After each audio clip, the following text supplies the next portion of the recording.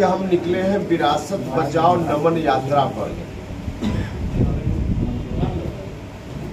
राज्य की जिस परिस्थिति को ध्यान में रखते हुए हम और हमारे साथियों ने 20 फरवरी को तय किया कि राष्ट्रीय लोक जनता दल का गठन हम करते हैं और उसके उपरांत हम निकल पड़े हैं लोगों के बीच में।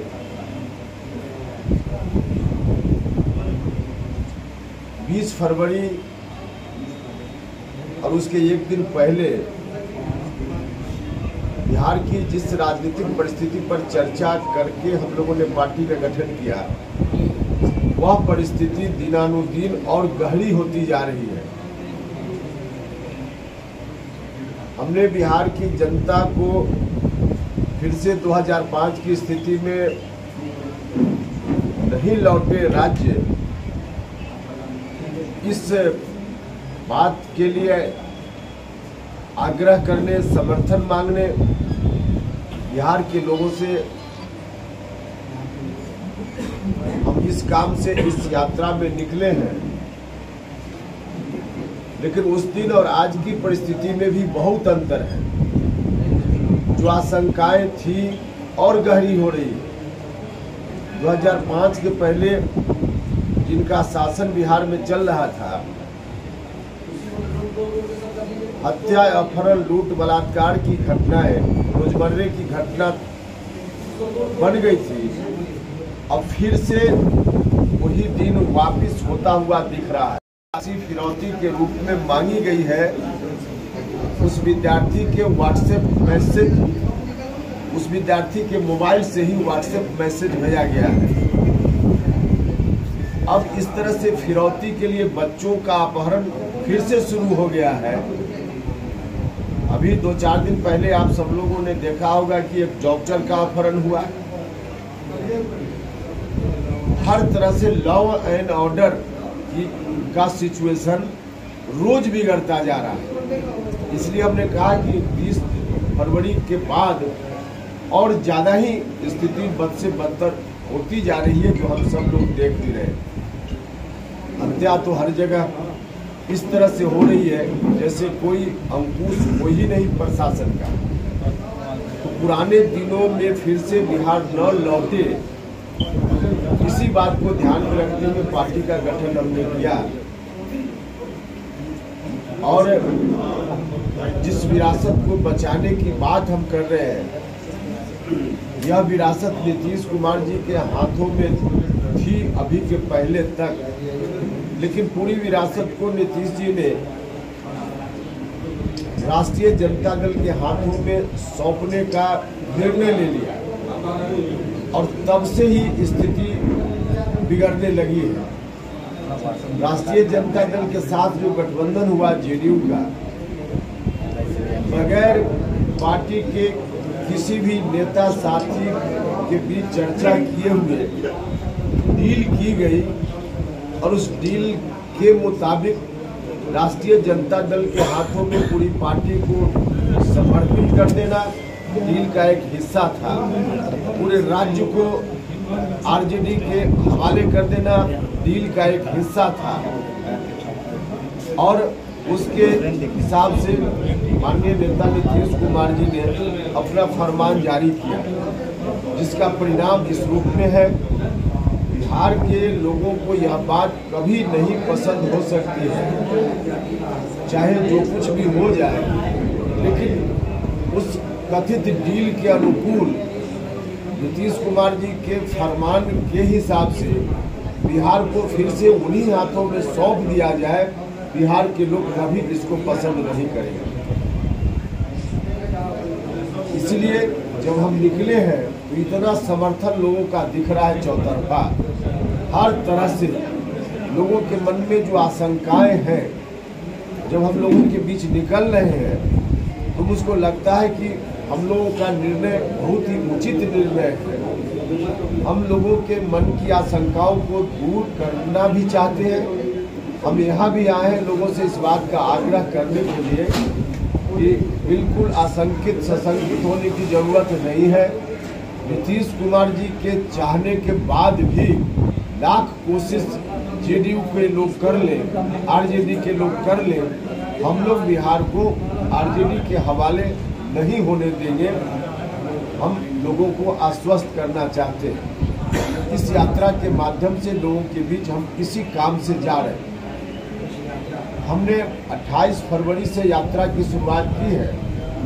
जहाँ जहाँ बिहार भर में बड़े महापुरुष हुए हैं, उनकी जन्म धरती पर जाकर उनका नमन करना और फिर लोगों से बात करना। इसी क्रम में भितिहरवा से, चंपारण से हमने बापू को याद करते हुए शुरुआत की है।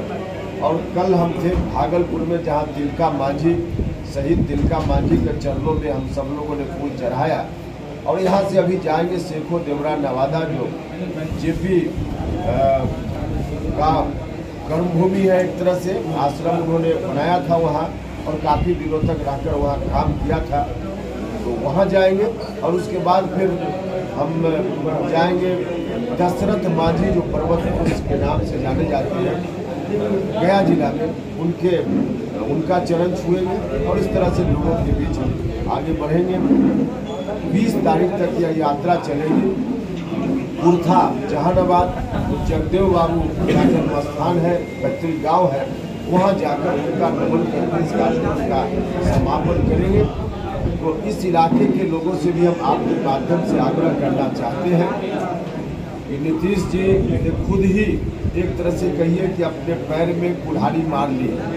कोई दूसरा इसके लिए जिम्मेवार नहीं है। हाँ, जो सलाहकार लोग हैं उनकी बातों में नीतीश कुमार जी आ गए हैं। क्यों आ गए, इसका जवाब वही दे पाएंगे। लेकिन उनकी बातों में आकर के अपने पैर में खुद ही कुल्हाड़ी मार ली है।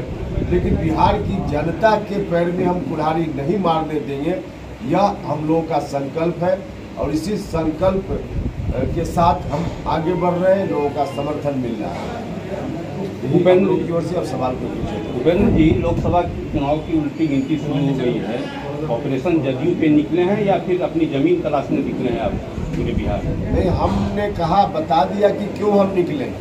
हम निकले हैं फिर से एक बार, जो बिल्कुल बिहार के लोगों ने जिसको मिट्टी में मिला दिया था, उसको फिर से जिंदा करने का प्रयास हो रहा है। और जिंदा करने के प्रयास में दुर्भाग्य इस बात का है कि जिनके नेतृत्व में मिट्टी में मिलाने का काम हुआ था, उन्होंने ही फिर से फरमान जारी कर दिया कि उसको मिट्टी से निकालकर फिर हम जिंदा करेंगे। आदरणीय नीतीश कुमार जी का साथ लोगों ने इसीलिए दिया था कि उस राज्य से बिहार को बाहर निकालेंगे नीतीश जी। बिहार को निकाला भी नीतीश जी ने, लेकिन फिर से वहीं पहुंचाना चाहते हैं। हम इसलिए निकले हैं कि वहाँ बिहार को हम नहीं जाने देंगे, यह हमारा मकसद है। जब ने आप जदयू का दामन छोड़े थे तो आपने कहा था कि हम हिस्सेदारी लेके वापस जाएंगे, तो हिस्सा मिल गया क्या? जिस वक्त हमने दामन छोड़ा था उस वक्त नहीं, उसके 15 दिन 20 दिन पहले हमने यह बात कही थी। तब हम महसूस कर रहे थे कि जेडीयू अपने रास्ता से जो भटक रहा है, हमारे प्रयास ही हमारा था कि नीतीश कुमार जी को हम रोकें, मत जाइए उस तरफ। और उस तरफ नहीं जाते तब जेडीयू के पास कुछ बचा रहता और उसमें हम हिस्सेदारी की बात कर रहे थे। लेकिन जिस स्टेज में धीरे धीरे नीतीश जी पहुंच गए, अब नीतीश जी के हाथ में कुछ है ही नहीं। जो कुछ भी राजनीतिक जायदाद उनकी थी, सब बंधक रख दिया उन्होंने राष्ट्रीय जनता दल के हाथों में। जब सब कुछ बंधक ही रख दिया, उनके पास कुछ है ही नहीं, तो हम क्या हिस्सा मांगे उनसे। अब हम कोई हिस्सा की बात करने नहीं निकले हैं, हम मुकम्मल की बात करने निकले हैं। जो बंधक इन्होंने रख दिया है, समता पार्टी के दौरान लवकुश समाज के लोगों ने, धानुक समाज के लोगों ने, अति पिछड़ा समाज के लोगों ने मिलकर इनको आधार दिया। वही जमीन थी जिस जमीन पर ही बाकी लोगों ने, बाद में दलित, महादलित समाज, अटवीय समाज के लोगों ने, सवर्ण जाति के लोगों ने भी उसी जमीन पर अपना पानी पटाया, सिंचाई लोगों ने की। तब नीतीश कुमार जी बिहार के मुख्यमंत्री बने। लेकिन जो जमीन है, उस जमीन को ही इन्होंने बंधक रख दिया। उस बंधक को पूरे के पूरे तौर पे छुड़ाना है। और अब जीरो है नीतीश कुमार जी के हाथ में, तो क्या हिस्सा मांगते हैं? अच्छा उपेंद्र जी, जिस जो तेवर आपका जब नीतीश जी के साथ थे, जो तेवर उपेंद्र कुशवाहा का था बीजेपी पे वार करने का, अब नीतीश कुमार से अलग हो गए हैं, तो आपका तेवर वही रहेगा बीजेपी पे वार करने पर या चेंज? घर में जब आग लग गई हो तो पहले हम आग बुझाएंगे, बाकी समस्या का बाद में हम उस पर हमारा ध्यान जाएगा। अभी आग लग गई है, बिहार के लोग कुछ भी बर्दाश्त कर सकते हैं, लेकिन फिर से 2005 के पहले की स्थिति में बिहार जाए, इसको लोग नहीं बर्दाश्त कर सकते। इसलिए बिहार उस समय चल नहीं रहा था, जल रहा था। फिर से जलता हुआ बिहार कोई नहीं स्वीकार करेगा, तो जलता हुआ बिहार फिर से आहट दे रहा है, इसलिए हमारा ध्यान पूरा भी वहाँ है। नहीं, बीजेपी के प्रति जो आपका तेवर था कुछ दिनों पहले तक जब आप जेडीयू से अलग नहीं हुए थे, वो तेवर बरकरार रहेगा या उसमें कमी आ गई? तेवर बरकरार, कहीं जहाँ हम देखेंगे कुछ गलत हम जरूर बोलेंगे, जहाँ कोई समस्या होगी जनता की हम जरूर बोलेंगे। उस वक्त हम यह नहीं ध्यान रखते हैं कि हम जो बोल रहे हैं वो किसके खिलाफ जा रहा है। हम सिर्फ इतना देखते हैं कि जनता के पक्ष में है कि नहीं है। जनता के पक्ष में कोई बात होती है तो हम बोलते हैं, हम सामने वाला का चेहरा नहीं देखते। 2024 के बाद 2025 भी होने वाला है विधानसभा चुनाव, सीएम का कोई चेहरा नहीं है बीजेपी के पास, आप तो एक कद्दावर नेता हैं, क्या आपको प्रोजेक्ट करके बीजेपी चुनाव नहीं लड़ सकती? अभी तो देखिए लोकसभा का चुनाव पहले है और लोकसभा चुनाव में प्रधानमंत्री कौन बनेगा इसका फैसला होना है। 2025 तो उसके बाद आएगा, इसलिए अभी एजेंडा है ही नहीं जो आप पूछ रहे हैं। विपक्षी दल एकजुट हो पाएगी 2024 में, क्या लगता है? विपक्षी दल तो और बिखरेगा, क्योंकि स्वार्थ के लिए लोग जुड़ना चाहते हैं। जनता का हित, देश का हित नहीं है इन लोगों की नजर में। कैसे हमको कुर्सी मिल जाए, और कुर्सी के दावेदार एक दो लोग होते तो शायद समस्या का समाधान हो सकता था। दर्जन भर से ज्यादा लोग दावेदार हैं, और उसमें विपक्ष का जहां तक सवाल है तो उसमें जिस राज्य में जाइए उसी राज्य में कोई ना कोई उम्मीदवार है। बिहार से कोई उम्मीदवार, पश्चिम बंगाल से कोई उम्मीदवार, आंध्रा से कोई उम्मीदवार, कांग्रेस पार्टी की ओर से अलग उम्मीदवारी। ऐसी स्थिति में कहाँ विपक्ष की एकता कहीं दिख रही है? नहीं संभव। पूरे बिहार की यात्रा पे है उपेंद्र कुशवाहा, अपने एक नई पार्टी भी बनाई है, राष्ट्रीय लोक जनता दल। लोकसभा का चुनाव है, कितनी सीटों पर चुनाव लड़ेगी आपकी पार्टी, और आप कहाँ से चुनाव लड़ेंगे? देखिए ये सवाल अभी थोड़ा समय से पहले है, समय आने दिए इसका जवाब। आप कहाँ से चुनाव लड़ेंगे? हमने कहा कि खुद चुनाव लड़ने के लिए थोड़ी हमारी कवायद है, हमारी कवायद तो अभी बिहार को बचाने की है। और इस दृष्टि से पार्टी तय करती है कि गठबंधन में क्या करेंगे नहीं करेंगे, कौन व्यक्ति उम्मीदवार होगा, कहां से क्या, तो पूरी पार्टी तय करेगी। अभी उसका समय बात पूरा होने दो, अभी उसका समय नहीं आया, समय आएगा बच्चा। बीजेपी पे बहुत बड़ा आरोप है कि बीजेपी 3 एजेंसियों का दुरुपयोग कर रही है लालू के खिलाफ, सीबीआई, ईडी और कई तरह का। तो नहीं लगता है कि लोकसभा चुनाव को लेकर आरजेडी को तंग करना है, महागठबंधन को तंग करना है, इसलिए उसका उपयोग हो रहा है? आरजेडी के ऊपर जो आरोप है भ्रष्टाचार से संबंधित, क्या भारतीय जनता पार्टी के सरकार में आने के बाद आरोप है? आरोप तो उन दिनों का है। लालू जी पहली बार जेल तब गए थे जब उन्हीं के समर्थन वाली सरकार दिल्ली में थी, और उस वक्त बिहार की सरकार जो लालू जी के नेतृत्व में चल रही थी, सरकार सीबीआई जांच से भाग रही थी, लेकिन सीबीआई से ही जांच हो इसके लिए किन लोगों ने पहल की थी? जो लोग आज हैं महागठबंधन के बड़े नेता बने हुए, इन्हीं लोगों ने मिलकर हाई कोर्ट में मुकदमा किया। इसमें जनता दल यूनाइटेड के राष्ट्रीय अध्यक्ष जी हैं आवेदक के रूप में, इसमें शिवानंद तिवारी जी जो राष्ट्रीय जनता दल के बड़े नेता हैं आवेदक के रूप में, श्री वीर सिंह पटेल साहब आवेदक के रूप में, इन लोगों ने ही हाई कोर्ट में मुकदमा किया। तब सीबीआई से जांच हुई थी। तो इन लोगों से न सवाल पूछिए कि क्यों, आखिर उन दिनों क्यों आप जांच कराने के? लालू जी जो जेल गए, इन लोगों के कारण जेल गए।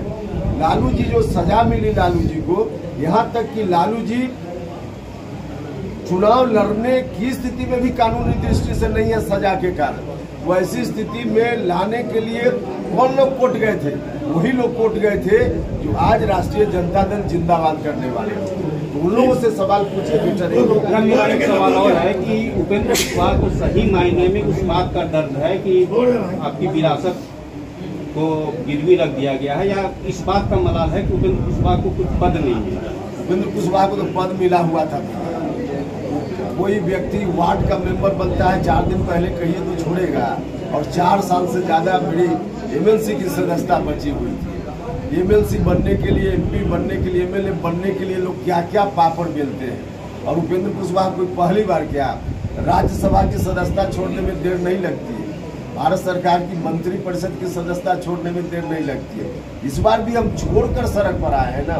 लोग संघर्ष करते हैं कुछ पाने के लिए, और उपेंद्र कुशवाहा को मिला हुआ तो उसको छोड़कर सड़क पर। हम जनता का ही ध्यान में रखते हैं, इसलिए हमको छोड़ने में 1 मिनट विलम्ब नहीं। विरासत बचा लेंगे?